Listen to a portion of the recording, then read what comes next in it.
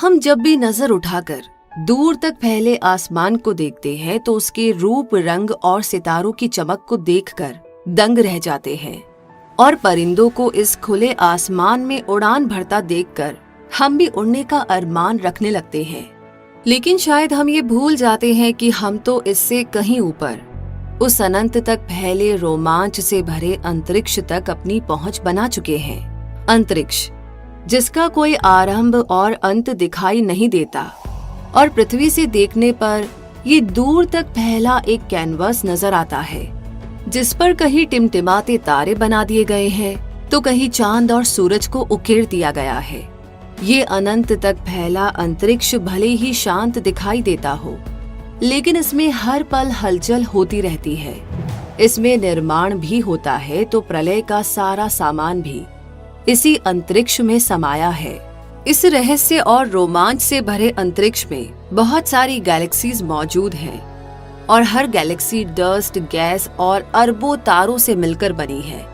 लेकिन रात के अंधेरे में जो गैलेक्सी दूध जैसी सफेद और चमकदार नजर आती है, वही मिल्की वे गैलेक्सी है। इसे देखकर ऐसा लगता है मानो किसी ने अंतरिक्ष में दूध से रास्ता ही बना दिया हो, तभी तो इसे मिल्की वे कहा जाता है। इसे आप हमारी गैलेक्सी भी कह सकते हैं, क्योंकि इसी गैलेक्सी में वो सारे तारे मौजूद हैं जिन्हें हम रात के आसमान में निहारते हैं। इसी गैलेक्सी में हमारा सोलर सिस्टम है, जिसमें हमारा सूरज और हमारी पृथ्वी मौजूद है। ऐसा नहीं है कि इस अंतरिक्ष में केवल एक ही सोलर सिस्टम है, बल्कि इसके खजाने में हर साल एक नया सोलर सिस्टम मिल ही जाता है। सिर्फ हमारी गैलेक्सी की बात करें तो इसमें भी करीब 100 बिलियन सोलर सिस्टम मौजूद हो सकते हैं। मिल्की वे गैलेक्सी में मौजूद इन बिलियन सोलर सिस्टम में से एक सोलर सिस्टम हमारा है, जिसके केंद्र में सूर्य है, जो कि इस सिस्टम का सबसे बड़ा ऑब्जेक्ट है और इसके चारों ओर 8 प्लैनेट्स यानी कि 8 ग्रह चक्कर लगाते हैं। इस सोलर सिस्टम की उत्पत्ति करीब 4.5 बिलियन साल पहले हुई, जब गैस और धूल के बादल बने। इसके निर्माण में सुपरनोवा की भूमिका रही, जो किसी तारे में होने वाले भयंकर विस्फोट को कहा जाता है। इससे बना बादल जब धीरे धीरे खत्म होने लगा तो उसने सोलर नेबुला का रूप ले लिया, और जैसे ही ग्रेविटी की वजह से नेबुला कोलैप्स हुआ तो ये एक डिस्क में कन्वर्ट हो गया। मटेरियल की इस डिस्क के केंद्र में बहुत ज्यादा दबाव बढ़ने लगा। इस दबाव की वजह से हाइड्रोजन एटम्स ने मिलकर हीलियम का निर्माण करना शुरू कर दिया। ऐसा होने पर बहुत ज्यादा एनर्जी रिलीज हुई और इसी एनर्जी से सूर्य का जन्म हुआ, जो कि सोलर सिस्टम के केंद्र में स्थापित हो गया। उस डिस्क के बाहरी हिस्से में भी मैटर लगातार एक दूसरे से टकराते रहे और उन्होंने आपस में मिलकर dwarf planets, asteroids, moons, comets और मीटियोरॉइड बनाने शुरू कर दिए। इस तरह पूरे सोलर सिस्टम का निर्माण होता गया, जिसमें सूर्य के अलावा मरकरी, वीनस, अर्थ, मार्स, जुपिटर, सैटर्न, यूरेनस और नेपट्यून नामक 8 प्लैनेट बने। और इन प्लैनेट्स के अलावा प्लूटो जैसे ड्वार्फ प्लैनेट्स, दर्जनों चंद्रमा और मिलियंस एस्ट्रॉइड्स, कॉमेट्स और मीटियोरॉइड भी हमारे सोलर सिस्टम का हिस्सा बन गए। सोलर सिस्टम की उत्पत्ति पर किए गए नए अध्ययन बताते हैं कि मिल्की वे गैलेक्सी और सेजिटेरियस गैलेक्सी के आपस में टकराने से तारों का निर्माण शुरू हुआ, जिसमें बहुत सारी गैस जमा हुई और गैसों के बादल एक साथ आ गए, जिससे सोलर सिस्टम बनने की प्रक्रिया शुरू हुई। सूर्य और 8 प्लैनेट से बने इस सिस्टम को सोलर सिस्टम नाम सूर्य की वजह से मिला, क्योंकि सूर्य इस सोलर सिस्टम का केंद्र है और सूर्य यानी सन को लैटिन में सोइल्स कहा जाता है। इसलिए इसका नाम सोलर रखा गया और सन से रिलेटेड सभी चीजों को सोलर कहा जाने लगा। शायद आपको भी यही लगता हो कि सूर्य अपनी जगह पर स्थिर रहता है और अर्थ सहित सभी प्लैनेट्स इसके चक्कर लगाते हैं, लेकिन असल में सूर्य को भी चक्कर लगाना पड़ता है।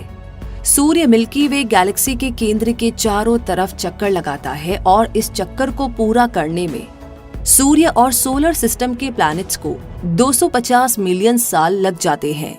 सोलर सिस्टम में मौजूद 8 प्लैनेट्स हमेशा से एक फिक्स ऑर्डर में ही रहते हैं, यानी मरकरी, फिर वीनस, फिर अर्थ। और इस तरह 8 प्लैनेट्स का ऑर्डर फिक्स है। तो क्या इसका भी कोई कारण है? हाँ, प्लैनेट्स के इस प्रॉपर ऑर्डर का रीजन उनकी बनावट और सोलर सिस्टम की उत्पत्ति से जुड़ा है। सूरज की गर्मी को सहन करने की क्षमता रॉकी मटेरियल वाले प्लैनेट्स में ही हो सकती है। इसलिए सूरज के नजदीक 4 प्लैनेट्स मरकरी, वीनस, अर्थ और मार्स स्थित है, जो टेरेस्ट्रियल प्लैनेट्स है। इनके आकार छोटे हैं और इनकी सरफेस सॉलिड और रॉकी है। जबकि सोलर सिस्टम के आउटर रीजन में आइस, लिक्विड और गैस के प्लैनेट्स मौजूद है, जिनमें गैस जाइंट जुपिटर और सैटर्न है और आइस जाइंट यूरेनस और नेपट्यून स्थित है। इन चारों प्लैनेट्स में रिंग सिस्टम मौजूद है। प्लैनेट्स को इनर और आउटर ग्रुप्स में बांटने का काम एस्टेरॉइड बेल्ट करती है, जो मार्स और जुपिटर प्लैनेट्स के बीच में स्थित है। इन सभी प्लैनेट्स का साइज अलग अलग है। ऐसे में अगर साइज के बेस पर इन प्लैनेट्स का क्रम जाने तो सबसे बड़ा प्लैनेट जुपिटर है, फिर सैटर्न, फिर यूरेनस और नेपट्यून प्लैनेट, जिनके बाद 5वें नंबर पर अर्थ और उसके बाद वीनस, मार्स और मरकरी प्लैनेट्स आते हैं। साइज के बेस पर प्लैनेट्स का ये क्रम जान लेने के बाद अब बारी है हमारे सोलर सिस्टम के बारे में करीब से जानने की। इसीलिए सबसे पहले सूर्य से शुरुआत करते हैं। सोलर सिस्टम के केंद्र में सूर्य स्थित है, जो कि अंतरिक्ष के बाकी तारों की तरह ही एक तारा है। मिल्की वे गैलेक्सी में ऐसे 100 अरब तारे मौजूद हैं, लेकिन सूर्य उन सब में विशेष है, क्योंकि ये अर्थ प्लैनेट पर जीवन को संभव बनाता है। इसी के कारण अर्थ पर मौसम, ऋतुएं और जलवायु संभव होती है। ये गैस का गोला सूर्य अर्थ से देखने पर पीला दिखाई देता है, लेकिन असल में ये सफेद रंग का है और अर्थ के एटमॉस्फेयर की वजह से पीला दिखाई देता है। ये सूर्य कितना विशाल है, इसका अंदाजा इस बात से लगाया जा सकता है कि इसमें 1 मिलियन अर्थ समा सकती है। इसका डायमीटर अर्थ के डायमीटर से 109 गुना ज्यादा है और इसका प्रकाश भले ही 8 मिनट में अर्थ पर पहुंच जाता हो, लेकिन इसकी औसत दूरी अर्थ से 150 मिलियन किलोमीटर है, जो कि हम इंसानों के लिए इतनी ज्यादा है कि अगर अर्थ का सबसे तेज दौड़ने वाला इंसान भी सूर्य से अर्थ की ओर आए तो उसे लगभग 450 साल लग जाएंगे। पूरे सोलर सिस्टम के द्रव्यमान का 99.8% केवल इस सूर्य में समाया है और यही है जिसने अपनी ग्रेविटी के जरिए सभी प्लैनेट्स को अपने अपने ऑर्बिट्स में रोक रखा है।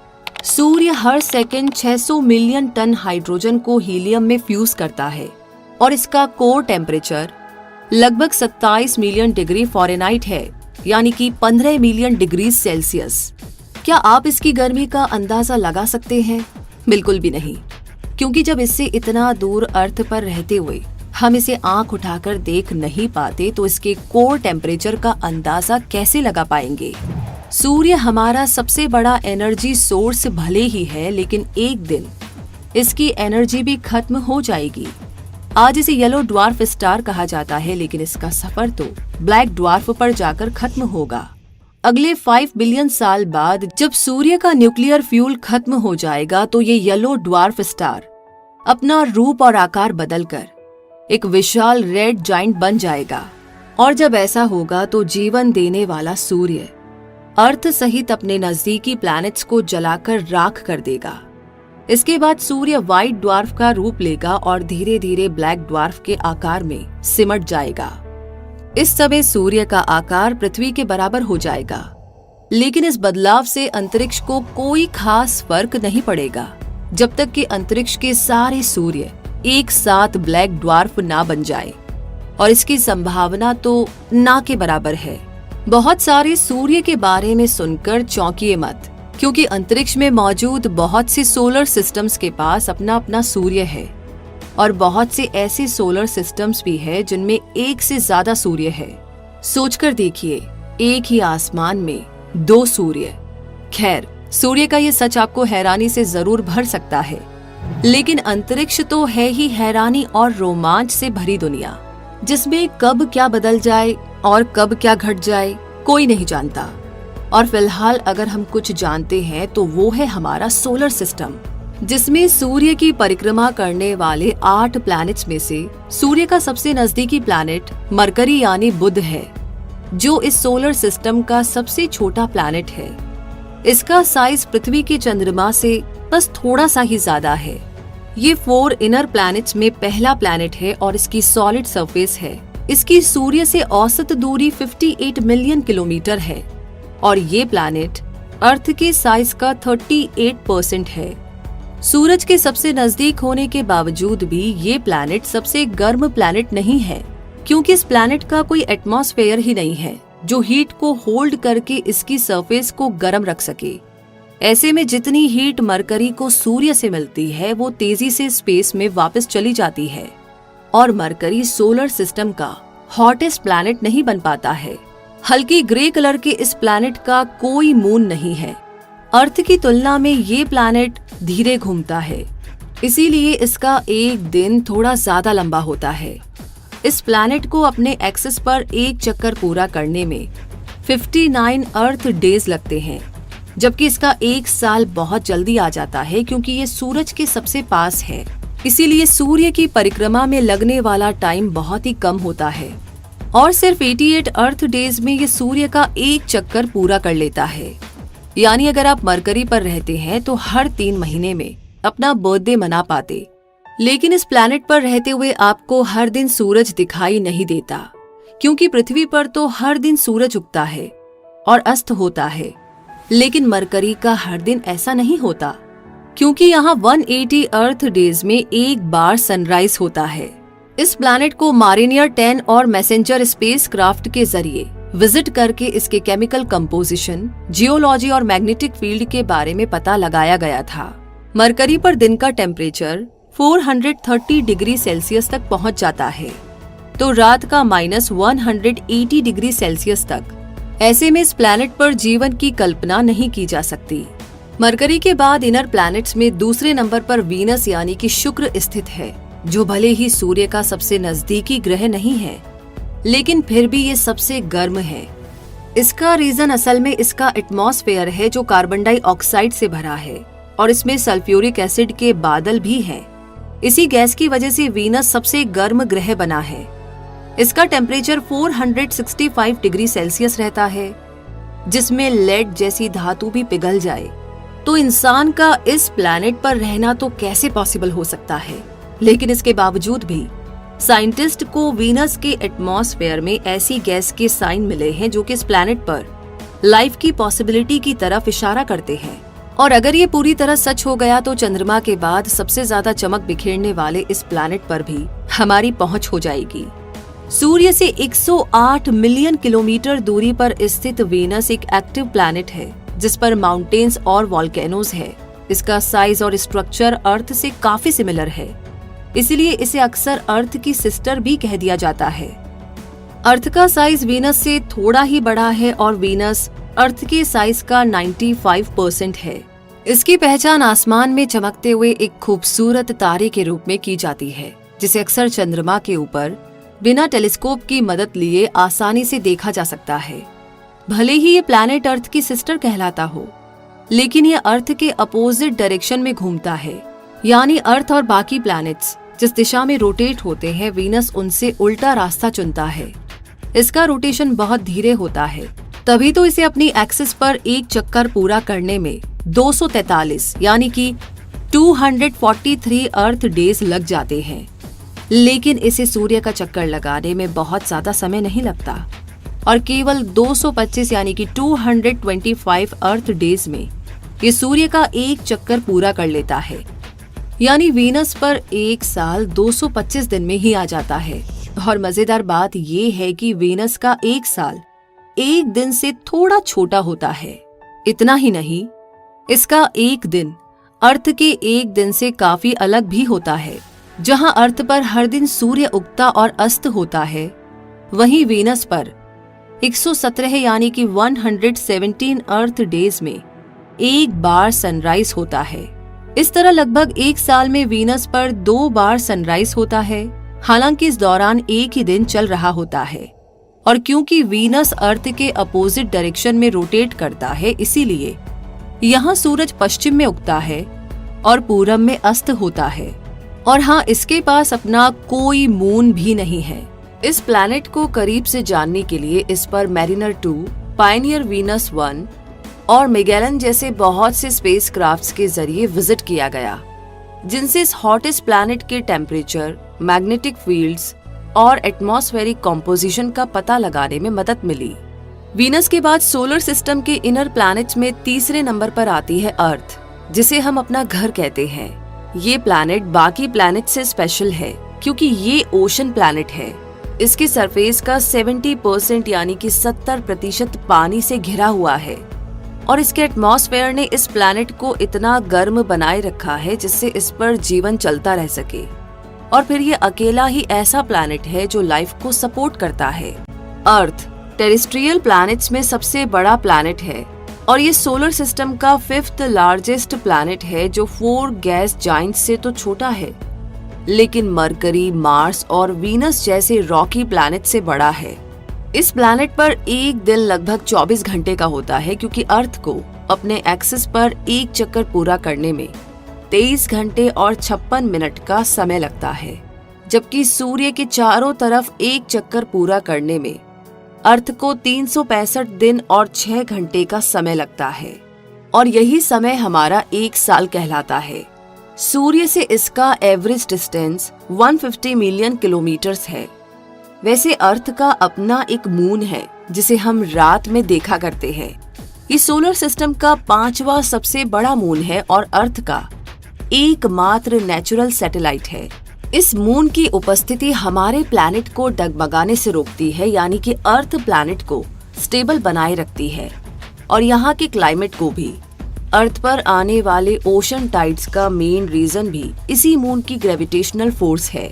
अर्थ के बाद इनर प्लैनेट्स का आखिरी और चौथा प्लैनेट मार्स यानी मंगल है, जो रेड प्लैनेट भी कहलाता है क्योंकि इसका रंग लाल है, जिसे देखकर लगता है कि ये प्लैनेट तो बहुत गर्म होगा, लेकिन असल में ये एक ठंडा रेगिस्तान है और इसका लाल रंग इसकी सरफेस पर मौजूद रस्टी आयरन की वजह से है। सूर्य से इसकी दूरी 228 यानी कि 228 मिलियन किलोमीटर है। ये प्लैनेट अर्थ के साइज का 53% है। अर्थ की तरह इस प्लैनेट पर भी ऋतुएं हैं, ज्वालामुखी है, मौसम है और घाटियां भी है। इसके एटमॉस्फेयर में कार्बन डाइऑक्साइड, नाइट्रोजन और ऑर्गन के अलावा थोड़ी मात्रा में ऑक्सीजन और जलवाष्प भी है। मार्स पर पानी तो है लेकिन वो बर्फ की फॉर्म में है और इस ठंडे और ड्राई प्लैनेट पर फिलहाल जीवन की कोई संभावना नजर नहीं आती।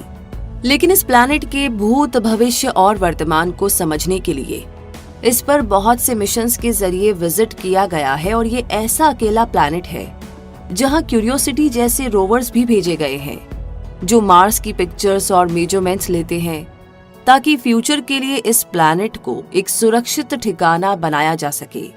मार्स की एटमॉस्फेयर तो एक्टिव है लेकिन इसकी सरफेस एक्टिव नहीं है क्योंकि इस पर मौजूद वॉल्केनोस डेड है।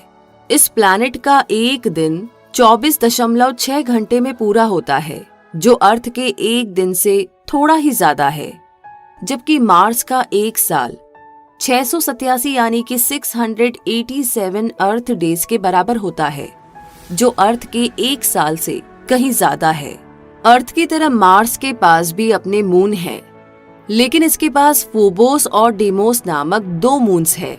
मार्स के बाद सोलर सिस्टम को इनर और आउटर प्लैनेट्स में बांटने वाली एस्ट्रॉइड बेल्ट आती है।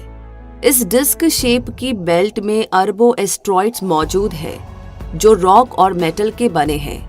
इनमें से ज्यादातर का आकार डस्ट पार्टिकल जितना छोटा है तो कुछ 1000 किलोमीटर दूर तक भी फैले हैं। इस बेल्ट के द्रव्यमान का आधा हिस्सा सेरिस, वेस्टा, पैलिस और हाइजीना में समाया हुआ है। इनमें से सेरिस एक ड्वार्फ प्लैनेट है जबकि बाकी तीनों एस्ट्रॉइड्स हैं। ऐसा नहीं है कि एस्टेरॉइड बेल्ट के सारे ऑब्जेक्ट्स एक दूसरे से सटे हुए हैं, बल्कि इनके बीच दूरी इतनी ज्यादा है कि अगर आप एक एस्ट्रॉइड पर खड़े होकर देखेंगे तो दूसरा एस्ट्रॉइड आपको बड़ी आसानी से दिखाई नहीं देगा। इस बेल्ट का निर्माण भी तभी हुआ जब प्लैनेट्स बन रहे थे, लेकिन जब बहुत सारी डस्ट और चट्टानें मिलकर भी इतना वजन नहीं बना पाई कि एक प्लैनेट बना सके, तो उसने इस बेल्ट का आकार ले लिया। इस एस्ट्रॉइड बेल्ट के बाद सोलर सिस्टम का आउटर रीजन शुरू होता है। जिसमें 4 आउटर प्लैनेट्स स्थित है, जिनमें सबसे पहला प्लैनेट जुपिटर यानी बृहस्पति है। ये प्लैनेट सोलर सिस्टम का सबसे बड़ा प्लैनेट है। इस प्लैनेट की ग्रेविटी बाकी सभी प्लैनेट से काफी ज्यादा है। इसकी सरफेस बहुत सॉलिड नहीं है, बल्कि ये गैस से बना है, जिसमें ज्यादा मात्रा हाइड्रोजन और हीलियम की है, बिल्कुल सूर्य की तरह। हालांकि ये माना जाता है कि इसके केंद्र में अर्थ के आकार की सॉलिड इनर कोर हो सकती है। इस प्लैनेट के चारों ओर रिंग्स है, लेकिन ये इतनी क्लियर नहीं है कि आसानी से देखी जा सके।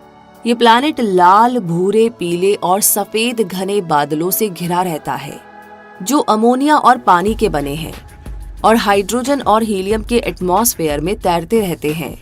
इनकी वजह से ऐसा लगता है जैसे इस प्लैनेट पर धारियां हैं।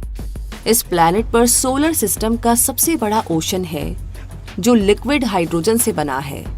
सूर्य से इसकी औसत दूरी 778 यानी 778 मिलियन किलोमीटर है और ये प्लैनेट अर्थ के आकार का 1120% है। यानी अगर अर्थ को एक अंगूर की साइज का माने तो जुपिटर एक बास्केटबॉल जैसा दिखाई देगा। जुपिटर पर एक दिन 10 घंटे का होता है तो एक साल 11.8 अर्थ ईयर्स के बराबर होता है। इस प्लैनेट पर एक ग्रेट रेड स्पॉट भी मौजूद है, जो असल में बहुत बड़ा तूफान है, अर्थ से भी बड़ा, और सैकड़ों सालों से ये तूफान इस प्लैनेट पर चल रहा है। इस प्लैनेट के पास 79 मून्स है, जिनमें सबसे बड़ा गैनीमेड है, जो कि सोलर सिस्टम में मौजूद 200 से भी ज्यादा मून्स में से लार्जेस्ट मून है, जिसका साइज मरकरी प्लैनेट से भी काफी बड़ा है। और ये अकेला ऐसा मून है जिसके पास अपना खुद का मैग्नेटिक फील्ड है। इस प्लैनेट का टेम्परेचर, प्रेशर कंडीशंस लाइफ को सपोर्ट नहीं करती है, लेकिन इसके मून यूरोपा पर मिलने वाला ओशन लाइफ की पॉसिबिलिटीज दिखाता है। इस प्लैनेट पर भी बहुत से स्पेस क्राफ्ट्स, ऑर्बिटर्स और प्रॉप्स भेजे हैं, जैसे पायनियर 10, व्योजार 1, कैसीनी, न्यू होरिजन्स और जूनो। तभी तो इस प्लैनेट के surface, temperature, great red spot और मैग्नेटिक फील्ड जैसी बहुत सी इंपॉर्टेंट जानकारियों के जरिए इस प्लैनेट के बारे में ज्यादा से ज्यादा जानने में मदद मिल सकी। जुपिटर के बाद बारी आती है सैटर्न यानी शनि की, जो आउटर प्लैनेट्स में दूसरे नंबर पर आता है और सोलर सिस्टम का सेकंड लार्जेस्ट प्लैनेट भी है। लेकिन फिर भी अगर इसे एक बड़े पूल में रखा जा सके तो ये उसमें डूबने की बजाय तैरने लगेगा, क्योंकि गैस से बने इस प्लैनेट का घनत्व पानी से कम होता है, जिसकी वजह से ये पानी से हल्का होता है और आसानी से पानी पर तैर सकता है। ये प्लैनेट अपनी खूबसूरत 7 रिंग्स की वजह से खास पहचान रखता है। ये रिंग्स बर्फ और चट्टानों से बनी है। जब गैलीलियो गैलीली ने टेलीस्कोप से सैटर्न को देखा तो उन्हें लगा जैसे वो कोई ऐसा प्लैनेट देख रहे हैं जिसके हैंडल्स भी है, लेकिन असल में वो इस प्लैनेट की रिंग्स है। आप जैसे पृथ्वी पर खड़े हो पाते हैं, वैसे सैटर्न पर खड़े नहीं हो सकते, क्योंकि इसकी सरफेस सॉलिड नहीं है, बल्कि ये गैस से बना है और ये हाइड्रोजन और हीलियम गैस से बनी एक बॉल जैसा है। सूर्य से इसका एवरेज डिस्टेंस 1.4 बिलियन किलोमीटर है और ये अर्थ की साइज का 945% है। इस प्लैनेट पर एक दिन केवल 10.7 घंटों में पूरा हो जाता है, जबकि एक साल 29 यानी 29 अर्थ ईयर्स के बराबर होता है। इस खूबसूरत प्लैनेट के पास 82 यानी कि 82 मून्स है। इनमें से 53 मून्स अपनी पहचान पा चुके हैं, जबकि अभी ऐसे 29 मून्स बाकी है जिनके बारे में ज्यादा जानने की जरूरत है। सैटर्न के इन मून्स में से सबसे बड़ा है टाइटन, जो कि मरकरी से थोड़ा सा बड़ा है और सोलर सिस्टम का सेकंड लार्जेस्ट मून है। ये अर्थ के बाद ऐसा प्लेस है जहां पर नदियां, झीलें और समुद्र हैं। इस प्लैनेट पर पायनियर 11, कैसीनी, व्योजर 1 और व्योजर 2 रोबोटिक स्पेस क्राफ्ट के जरिए विजिट भी किया गया है। हालांकि सैटर्न पर लाइफ की पॉसिबिलिटीज नजर नहीं आती है, लेकिन इसके एनसेलेडस और टाइटन मून्स लाइफ को जरूर सपोर्ट कर सकते हैं। सैटर्न के बाद बारी आती है यूरेनस यानी अरुण की, जो कि आउटर प्लैनेट्स में तीसरा प्लैनेट है। और तीसरा सबसे बड़ा प्लैनेट भी यही है। यूरेनस ही वो पहला प्लैनेट था जिसे टेलीस्कोप के जरिए डिस्कवर किया गया, क्योंकि बाकी के 5 प्लैनेट्स यानी कि मरकरी, वीनस, मार्स, जुपिटर और सैटर्न तो बिना टेलीस्कोप के भी आसानी से विजिबल थे। यूरेनस एक छोटे चट्टानी केंद्र के ऊपर पानी, मीथेन और अमोनिया से बना है।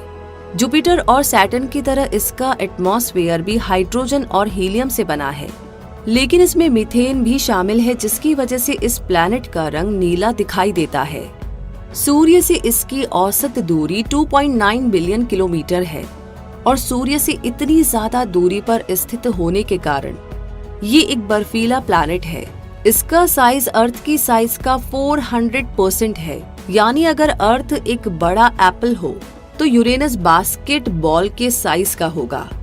बाकी आउटर प्लैनेट्स की तरह यूरेनस में भी रिंग्स पाई जाती है और इसकी 13 यानी कि 13 रिंग्स में से अंदर वाली रिंग्स डार्क होती है तो बाहरी रिंग्स ब्राइट कलर की होती है, इसीलिए आसानी से ये दिखाई देती है। वीनस की तरह यूरेनस भी अपोजिट डायरेक्शन में रोटेट करता है। इतना ही नहीं, ये प्लैनेट अपनी साइड पर रोटेट करता है, इसीलिए इसे साइडवेज प्लैनेट भी कहा जाता है। यूरेनस पर एक दिन 17 घंटे और 14 मिनट में पूरा हो जाता है, तो एक साल अर्थ के 84 ईयर्स जितना बड़ा होता है। इस आइस जायंट का कोई सरफेस ही नहीं है, यानी कि स्पेसक्राफ्ट इस प्लैनेट पर कहीं लैंड नहीं कर सकता। इसका एक्सट्रीम प्रेशर और टेम्परेचर एक मेटल स्पेसक्राफ्ट को बड़ी आसानी से डिस्ट्रॉय भी कर सकता है। इस प्लैनेट के 27 मून्स है, जिनमें से टाइटेनिया सबसे बड़ा मून है। इस प्लैनेट पर केवल वॉयेजर 2 द्वारा विजिट किया गया है, जिसने यूरेनस के मून्स, रिंग्स, एटमॉस्फेयर, इंटीरियर और मैग्नेटिक एनवायरनमेंट से रिलेटेड साइंटिफिक डेटा प्रोवाइड कराया है। वॉयेजर 2 ही वो अकेला स्पेसक्राफ्ट है जिसने सोलर सिस्टम के चारों जायंट प्लैनेट्स यानी कि जुपिटर, सैटर्न, यूरेनस और नेपट्यून की करीब से स्टडी की है।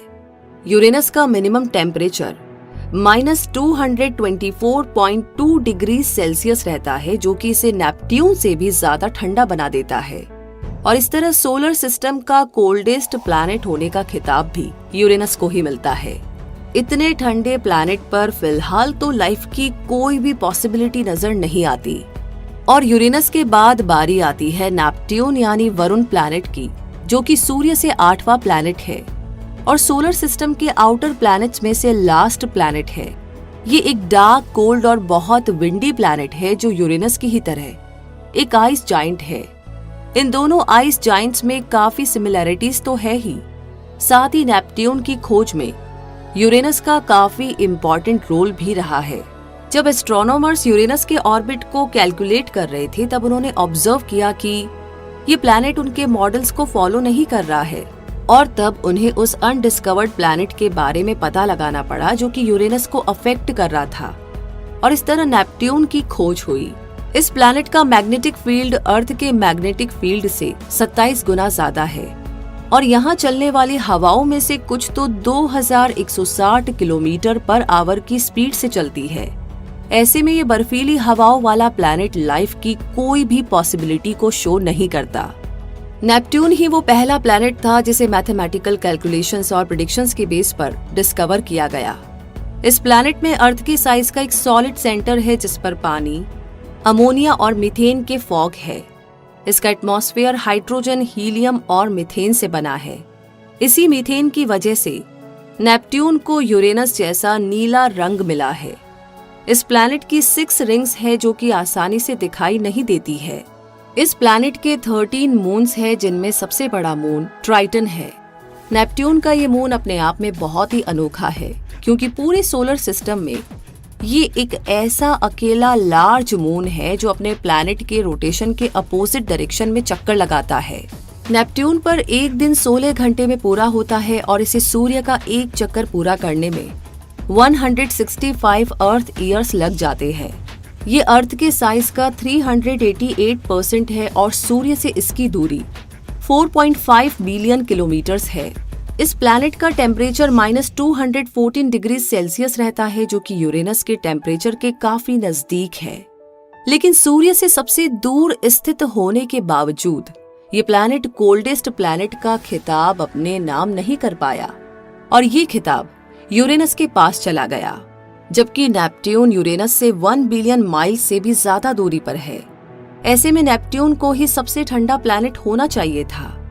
ऐसा नहीं होने के कई सारे कारण सामने आते हैं, जैसे कि यूरेनस का अपनी साइड पर रोटेट करने की वजह से सूर्य की हीट को होल्ड करने से ज्यादा बाहर निकाल देना और दोनों प्लैनेट्स पर मौजूद मीथेन गैस की क्वांटिटी। यूरेनस और नेपट्यून दोनों ही प्लैनेट्स पर मीथेन गैस मौजूद है। ये गैस हीट को बहुत अच्छे से होल्ड करती है, लेकिन नेपट्यून के एटमॉस्फेयर में मीथेन गैस की मात्रा यूरेनस के कंपैरिजन में थोड़ी ज्यादा है। इसीलिए ये प्लैनेट यूरेनस की तुलना में ज्यादा हीट अपने अंदर होल्ड रख पाता है, जिसकी वजह से ये यूरेनस जितना ठंडा नहीं रह पाता। इसके अलावा नेपट्यून का टेम्परेचर सनलाइट से इतना प्रभावित नहीं होता है जितना इसके अंदर होने वाली गतियों से होता है, जो इसे कंपैरेटिवली गर्म बनाए रखती है। इस तरह की गतियां यूरेनस में ही नहीं दिखाई देती है जो उसे गर्म रख सके। इसीलिए नेपट्यून सबसे आखिरी प्लैनेट होने के बावजूद भी सबसे ठंडा प्लैनेट नहीं है। इस प्लैनेट को भी वॉयेजर 2 के जरिए ही विजिट किया गया, जिसने नेपट्यून के एटमॉस्फेयर, इसकी रिंग्स, मैग्नेटोस्फीयर और मून्स के बारे में बताया। सोलर सिस्टम के इस 8वें और आखिरी प्लैनेट के बाद काइपर बेल्ट स्थित है, जो कि बहुत से आइसी ऑब्जेक्ट्स, ड्वार्फ प्लैनेट्स, डस्ट और कॉमेट से मिलकर बनी है। ये एस्ट्रॉइड बेल्ट जैसी ही एक बेल्ट है, लेकिन साइज में एस्ट्रॉइड बेल्ट से कहीं ज्यादा बड़ी है। ये हमारे सोलर सिस्टम के लार्जेस्ट स्ट्रक्चर्स में से एक है। इसका निर्माण भी सोलर सिस्टम के निर्माण के समय ही हुआ। तो प्लूटो इसी बेल्ट का सबसे फेमस ऑब्जेक्ट है, जो कि साल 2006 से पहले 9 प्लैनेट्स का आखिरी और सबसे छोटा प्लैनेट था, लेकिन अब उसे काइपर बेल्ट में मौजूद एक ड्वार्फ प्लैनेट के रूप में जाना जाता है। प्लूटो एक प्लैनेट होने की सारी कंडीशंस को पूरा नहीं करता था, इसीलिए उसे प्लैनेट ना मानकर के ड्वार्फ प्लैनेट माना जाने लगा। कभी सोलर सिस्टम का सबसे छोटा प्लैनेट रहा प्लूटो काइपर बेल्ट का सबसे बड़ा ऑब्जेक्ट है, इसीलिए इसे king of the Kuiper belt भी कहा जाता है। इसकी सूर्य से दूरी 5.9 बिलियन किलोमीटर्स है। इसका टेम्परेचर -240 डिग्री सेल्सियस तक रहता है, इसलिए 9 प्लैनेट्स में से सबसे बड़ा प्लैनेट यही था। इस ड्वार्फ प्लैनेट पर एक साल पूरा होने में 248 अर्थ ईयर्स लग जाते हैं, जबकि यहाँ एक दिन 6.4 अर्थ डेज में पूरा होता है। कैरिन, निक्स, हाइड्रा, कैरब्रोस और स्टाइक्स प्लूटो के मून्स हैं। प्लूटो के अलावा काइपर बेल्ट में ह्यूमिया और मेक ड्वार्फ प्लैनेट्स भी मौजूद हैं। इस काइपर बेल्ट के आगे भी कई आइसी ऑब्जेक्ट्स की खोज जारी है, और क्योंकि अंतरिक्ष और उसके रहस्य अनंत है, इसीलिए वो केवल हमारे सोलर सिस्टम तक ही सिमट कर नहीं रह सकते। हो सकता है कि आने वाले समय में हमें हमारे सोलर सिस्टम का 9th प्लैनेट ही मिल जाए, या फिर कई और सोलर सिस्टम हमारी पहुंच में आ जाए। किसी समय ऐसा भी हो सकता है जब हम किसी और प्लैनेट पर रहते हुए पृथ्वी को निहारे और हमारे पास कोई और नया सूर्य और चंद्रमा आ जाए। अंतरिक्ष अनंत है और इसमें इतना कुछ छुपा हुआ है कि हम लगातार खोज करते रहेंगे, तब भी शायद ये कभी खत्म नहीं हो पाएगा। और इस तरह हमारी खोजें और अंतरिक्ष के रहस्य यूं ही साथ साथ चलते रहेंगे। लेकिन फिलहाल इस वीडियो में साथ चलने का सफर यही खत्म होता है। आगे आपसे मुलाकात होगी और भी ऐसी जानकारियों के साथ। तब तक के लिए कमेंट बॉक्स में लिख करके जरूर शेयर कीजिए कि ये जानकारी आपको कैसी लगी, और ऐसी जानकारियों को आगे भी पाने के लिए आप हमारे चैनल को सब्सक्राइब करके बेल आइकन को प्रेस करना बिल्कुल ना भूलें, और साथ ही साथ इस वीडियो को बाकी लोगों के साथ भी जरूर शेयर करें। तो मुलाकात होगी ऐसी ही जानकारियों के साथ बहुत जल्दी ही। तब तक के लिए धन्यवाद।